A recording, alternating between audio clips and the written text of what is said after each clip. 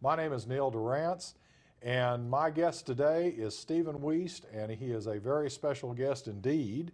Mr. Wiest is the leader or director of the 1 O'Clock Lab Band. And before we get to our first question, Mr. Wiest, what does the Lab Band do other than just go out and win Grammy Awards? Oh my goodness. Well, I wish that we'd actually won one at this point. We've been nominated for 6. And when we went to the last, the 52nd Grammy Awards, the host of our portion of the show was the great Kurt Elling, a modern jazz vocalist. And he told everybody in attendance, "This is my 9th nomination and my first win, so hang in there." So we're on our way. That's right, but nominated 6 times. No other university group has been nominated even once, so it's an astounding accomplishment for this school. And a testament to the great talent that you have amassed in that band. Well, these students are truly at the professional level. I mean, they're competing with professionals for the Grammys, and so for the fact of them being nominated for Best Large Jazz Ensemble is just phenomenal. Well, congratulations up front to them. I may be skipping a little bit here, but prior to becoming director of the Lab Band, did you have a professional career or did you continue into the academics immediately? How did that progress? Well, I was very, very fortunate. After my undergrad in Hattiesburg, Mississippi, a lot of my family, my father was living in Chicago. My parents had divorced. So I went back up to live with my father for a while in the Chicago area, and I have a lot of family on his side that were very successful up there. One thing led to another, and my cousin got me an audition with Maynard Ferguson, and I went with that band, and I really credit everything that I have now, personally and professionally, with the fact that I was with Maynard Ferguson's band. I did that for about a little over 4 years, recorded a number of things with him, met so many incredibly important people in the arts, some of my heroes like Dizzy Gillespie and other people I met through that association with Maynard. So that was very, very fortunate. And that was for 81 to 85. And while I was doing that, I was learning more about North Texas, actually, because most of his band at that time were people from the 1 O'Clock Lab Band. So he was kind of rating the band for his musicians. And as I recall, he did, during the 70s and 80s, he was doing concerts in this area too as well. Quite a bit, yeah. I remember coming to one of his performances here at the University of North Texas, and didn't know anybody in the band, was very impressed obviously with Maynard Ferguson. Oh, he was a force of nature, one of the most beautiful people I've ever known, and was a great educator, kind of a Socratic educator. He would teach you by not telling you specifically what to do, but he would model it. In the great tradition of jazz, there's always been a kind of mentorship program, and Maynard was everybody's mentor, as was Dizzy Gillespie his mentor, and on and on it goes. So spending time with that band and being around him really formed a lot of my later life, I think. So how long were you in the professional ranks before you came to the University of North Texas? Well, for quite a while, and one of the cool things about University of North Texas and the faculty that's here is that they're both. And in jazz specifically, you are still a performing artist, and you are really more a mentor, I would say, than an educator as such, in that you're working with the students and you're modeling the music, and you're working on the language together with the students, and it's a very symbiotic relationship in that they both learn from each other in that sense that they're both the teacher and the student are still performing. We've got people that are on tour all the time in the faculty. How did you become associated with the Lab Band itself once you came to North Texas? Well, I always wanted to. As I mentioned, once I heard that 1975 album, as I knew somehow I had to get here, and I was on the road with Maynard's band. We started crossing paths with a lot of artists, one of which was the great Rich Madison, who used to teach here, great low brass artist and educator, extraordinary person. Another force of nature was Rich Madison.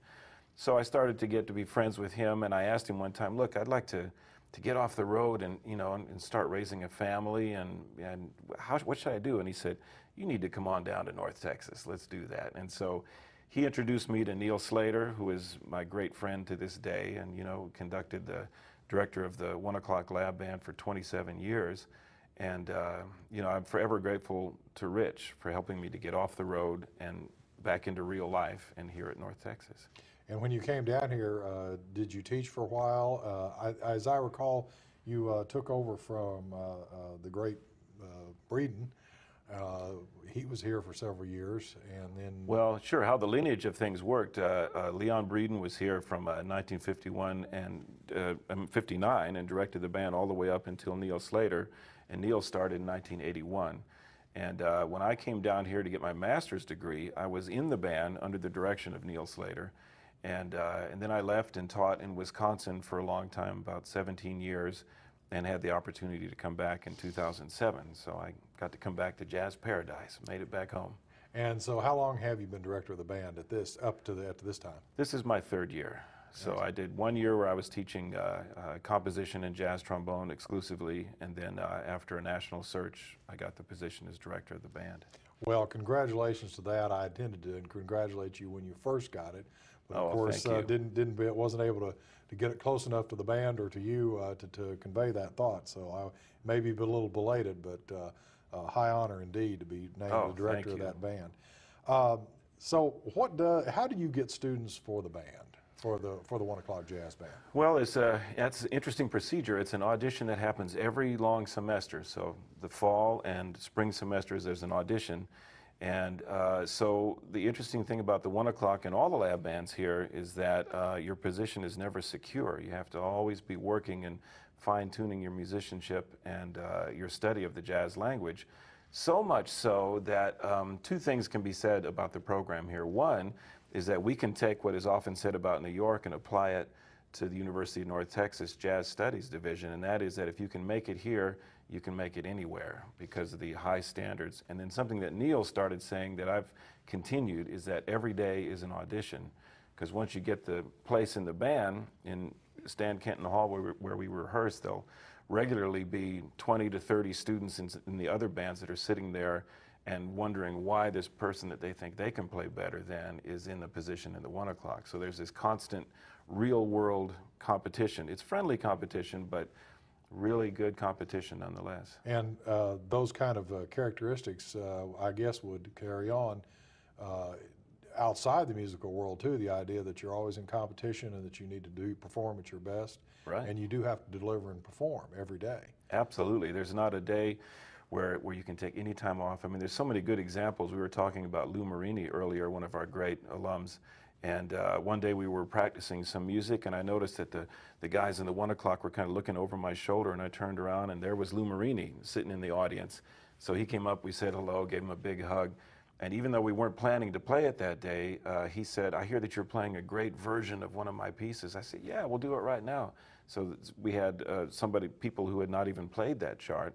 We had to do it right then, and that could have been the moment that would set their careers up. So they just never know when that moment's going to hit, so they have to be on top of it all the time. I am amazed constantly when I've heard the different performances. The faces change because kids graduate, right? But the level of talent remains very, very high. And you teach as well as help direct the band with performance. You do, right. And you continue to do that. Sure, yeah.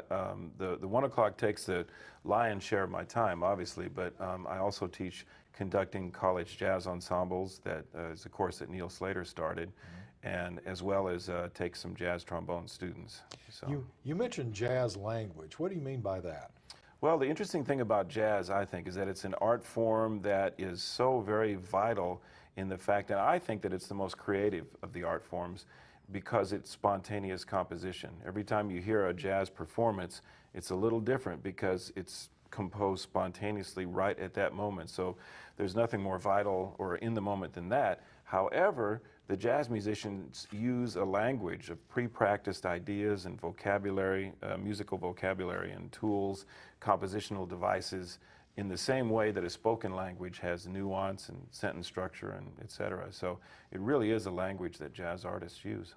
Well, change direction a little bit. Many of our elected officials, including our governor, has said that the need for music in schools, both primary, secondary, and even at the collegiate level, is not necessary, or there's no seeming benefit. How do you respond to that type of attitude? Well, I think the only way that you can respond to a statement like that or a position like that is with unarguable, unassailable positivity. And in the arts, the fact of people being uplifted by a great passion and by studying something that's in the realm of creativity You can't get any more positive than that, and the positive results that come from that are incredible. And with jazz especially, with the idea of spontaneous composition and the furthering and nurturing of what is, I believe, our greatest contribution to the world in this country in the arts is jazz. And now the whole world has taken this music, and there's great artists in virtually all the countries that play this music. How very positive is that? And so to bring up the point that this is an incredibly uplifting endeavor that makes for better people is, it's been described, jazz has been described as the perfect democracy, because when you are in a jazz band, if everybody doesn't cooperate and work together, the music doesn't swing. And in jazz, when we say something's swinging, that means it's just feeling as best as it could possibly feel, and everybody's operating on all cylinders, and the music is just completely happening and happy to hear, wonderful to hear. So to translate that into political terms, if you will permit me for a minute, it would seem like saying that if you're a true American and believe in our democratic system, you believe in the freedom that it promotes through jazz. Oh, absolutely. I don't believe there's any better definition of freedom and working together than a jazz group, because the bass player has to communicate with the piano player, and the drummer has to be right in there with him, and if the soloist doesn't agree with what's going on, it falls apart. It instantly becomes a musical house divided. So everybody has to work together, and when they do, it's an incredibly joyous effect. I've had people come up to me after a 1 o'clock concert, and they say, I never even knew that I liked jazz before, but after hearing this, I'm a huge fan. And so that's our mission, really, is to get this music out to as many people as possible. I know your band has toured internationally and have become great ambassadors for not only jazz, but this country as well. Oh, yeah, what a great history the band has of traveling, sure. Many propose today that, or advocate that a career in music is basically an unstable field of endeavor, that we should only pursue degrees or education, which is profitable. What do you say to people like that who would credit that kind of instability to the music profession? Well, it's a similar type of answer as the other scenario, in that there's a very, very positive way to look at this. Right now, the music industry in general, the recording industry, the music business industry, everything is in a very profound state of transition. There's a lot of people that don't even know what's coming next. So in the midst of all that, the one thing that's a great constant is the music itself. And when we look at that, I kind of subscribe to Daniel Pink's point of view, which he's a wonderful speaker and person in business, but he also has a book called A Whole New Mind, which really speaks to the idea of the right-brained world. And his thought, and I believe that there's a lot of substance to this, his thought is that we are finished with the information age that we talk about so much, and we are now in the conceptual age, where if what you do can be outsourced for less money somewhere else, or if what you do can be done better by a computer, you are pretty in an unstable situation. But if what you do is thinking outside of the box and being creative and resourceful like a jazz artist, you are the one that is going to soon be in the highest demand. So I tell people, especially parents or other folks that might be a little concerned about a career in the arts, that actually I believe that it fits in very well with the paradigm that we're at right now and the kind of shift in the world's thinking. So far from being a vocational pariah like a career in the arts used to be, it's actually now becoming something that's very desirable. And I think a lot of corporations and people in power are starting to realize just how incredibly important a creative mindset is. And you can't get any more creative a mindset than you do in jazz, because it's at the heart and soul of the music.